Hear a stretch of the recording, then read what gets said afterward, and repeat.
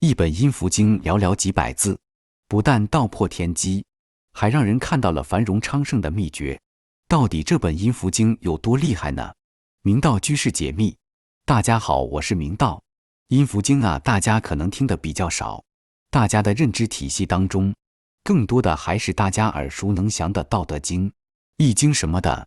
但是明道告诉你，这本书虽然咱们对其了解知之甚少，但是它在我国历史中的地位和作用，是一点也不逊色其他两本书，甚至一度与《道德经》被称为是道家双璧。你听听这地位，虽然这本书的地位很高，但是它的封神之路却并没有想象中的那么平顺。比如说《道德经》一出来的时候，就被奉为了经典，而这本阴符经在某些朝代的时候，因为写的内容过于玄乎，还一度被当时的统治者所不认可。比如说在明清时期，阴符经就被官方认定为是伪书，后来经过学者的多方努力，才让这本书变成了道家的第一天书。据相关的资料称，阴符经又被称为是黄帝阴符经，可具体是谁写的，现如今已经无据可考了。但有传闻说，这本书是轩辕黄帝时期被写出来的。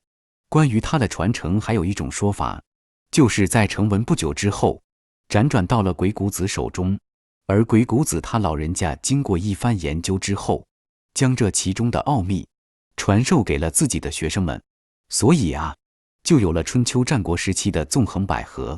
可见历史上对他的评价一直都是不低的。比如说相关的历史书籍当中，就有这样一段关于阴符经的记载，说阴符宝字于300道，得临门指5000，筋骨上仙无限数，尽从此处达真栓。文言文听起来很难懂，明道简单的为您翻译一下，大概的意思就是说，阴符经虽然字数不多，但是其中包含的内容却是非常丰富的，甚至可以称得上是一本道破天机的书。虽然很多人对阴符经是持这种态度的，但是也有人说，这本书其实就是一本炼丹的书，或者说是一本妖言惑众的邪书。那么一本阴符经为什么会出现这么多的矛盾点在他的身上呢？点赞关注转发一键3连支持。明道我们继续往下聊。刚刚我们简单的介绍了阴符经的基本概况，接下来咱们再来看看阴符经到底说了什么，能够让世间对它一直争论不休。虽然300多字并不长，但是解释起来却不容易受时长限制。明道简单的为您挑几句。第一句原文是这样说的：观天之道，执天之行。敬你这句话的意思就是，个人在生活在世间啊，就应该顺应天地。言外之意呢，就是要顺应天意。这种就是传说中的天人合一。这种思想在老子的思想当中也有体现。老子就说过这样的话：人法地，地法天，天法道，道法自然。这也是道家对自然和宇宙最深刻的认知。第二句原文是这么说的：故天有五贼，见之者昌。这句话的意思简单的翻译一下就是，自然界的发展一直都有5个相生相克的力量，这种力量大多都是破坏性的。如果想要昌盛起来的话，那么急需要人来洞察他们之间的法则。也有人说，这5贼指的就是咱们古人口中所说的5行，说白了也就是金木水火土，这5行相生相克，幻化出了万物的协调和发展。只有人发现并顺应了这种规律，才能平衡他们之间相生相克的关系，维持事物发展的正常规律。这句话的明显用意啊，就是说尊重客观规律，人类才能不断地向前发展。第三句原文是这么说的：天性人也，人心机心，立天之道以定人也。这句话又是什么意思呢？别急，明道简单的为您往下讲。所谓的天性啊，说白了就是人的本性。人心这2个字好理解，就是人心啊是容易动摇的。所以呢，后面就说了立天之道以定人也，意思就是说，想要人心往好的方向发展，那么就必须要用自然界的规律来限制和引导人心，这样人才能少走弯路。说白了，就是不能违背自然发展的客观规律。这种观点在现在来说，认可度那也是很高的，因为唯物主义哲学当中他也是这么说的。只有尊重客观规律，人才能够平稳有序地向前发展。从以上的这几点来看，足以说明阴符经确实是比较有先见之明的。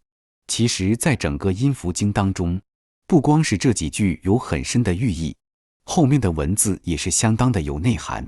那么后面的几句又是怎么说的呢？给明道点点关注，不错过每一期精彩视频。咱们继续往下聊。接下来的一句啊，是这样说的：唯有顺应者，方为天性。这句话从表面的意思上来看，是很好懂的。大概意思就是，我们的欲望完全都是由心来决定的。人心就是思想的中枢部分，人一旦有了想法，就会有引发事情改变的欲望。除了人之外，天也是这样的。天之所以能够变化，也是因为受到了天机的影响。所以人应该改变内心的想法，顺应天意。说白了，还是要端正内心的态度和想法，顺应天意的发展。只有这样才能够让人们的生活更美好。后来因佛经当中又提到天性无所善恶，故而人心本也无所善恶。这句话呢是啥意思呢？意思就是说呀，人心本就没有善恶，天性也并无善恶之分。意思就是人本来就是一张白纸，并没有谁生下来是好人或者是坏人，也并没有谁的善恶是从娘胎里带出来的。所以这句话说的就是后天的环境因素对人的重要性。说白了吧，就是你的善或者你的恶，跟你的基因都没有多大的关系，都是后天成长的环境给造就的。接下来又说天之至私，用之至公。翻译成大家能听懂的意思，大概就是说，自然这种东西对于每个个体看起来好像都侧重点有所不同。本来嘛，世间万物相似的实在是不多，就连双胞胎他们也有不同之处。所以说天之至私。但是话又说回来了，自然界创造的世间万物，换句话说，其实就是自然界，都是在根据各自的长处，再放大特点，让这个族群或者种族得以生息和繁衍。所以说用之共工也是有道理的。说到这啊，明道倒是觉得这本书呢，不像是创作于轩辕时代的历史书籍，倒像是现在的唯物主义哲学思想的书籍。就是历朝历代的人啊，都对他多少有点怀疑，甚至呢还将这本书定义为了伪书。那么这样一本蕴含着深刻奥秘的书籍，为什么会被定成了伪书呢？其实《阴符经》这本书啊，被定位为伪书，是从古至今一直都有人都这么想的。比如说，人们最早怀疑《阴符经》是伪书，是因为它涵盖的东西实在是太多了，而且根本不像是那个时代能够掌握的理论。比如说那些尊重自然、天人合一的思想等等，再比如说其中包含的宇宙生活、婚姻等众多方面的规律等等，这些啊，都是后来人们经过了多年的研究之后才得出的真理。但是阴符经在千百年前就已经将这些道理给鼓捣了个门清。你说说这给谁，谁不觉得它是一本伪书？要是给明道都觉得可能是当时的作者穿越了，然后呢，在当时留下了这么一本参透玄机的书。当然哈明道就是这么一说，穿越这个事到底是存不存在还是两说，更别说是穿越回去，还写了一本这么神奇的书了。说完了阴符经到底为什么会被定义为是伪书之后，咱们再言归正传，是谁又是为什么断定阴符经就不是伪书了呢？是啊，还要从1972年说起。当年在山东临沂出土了一座大墓，这座墓就是后来震惊考古界的银雀山汉墓。这座墓虽然保存的不是那么完整了，但是其中还是有大量的陪葬品出土，这其中就是有大批的竹简出土。